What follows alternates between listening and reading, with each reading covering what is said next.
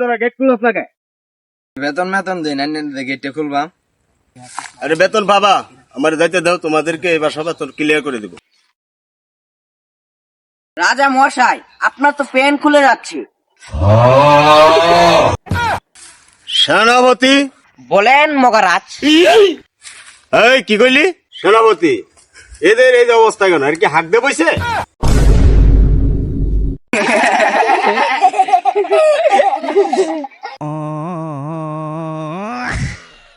তার সাথে এত অপমান না, এটা আমরা মানতে পারি না। রাজা মশাই, আসন গ্রহণ করুন। রাজা মশাই, সেনাপতি, আমার রাজ্যে ঘোষণা করে দাও, অন্য রাজ্যের সাথে আমার যুদ্ধ করতে হবে।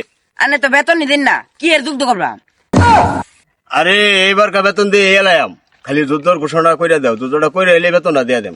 যুদ্ধ করে আনে লোক আগে যুদ্ধ করে লই, এটা কি দেখুন? ও এবার বেতন দিবি কিনা? আরে সেনাপতি, তুমি রাগ করো কেন? এই মাসে তো আমি বেতন দিয়েই দেম।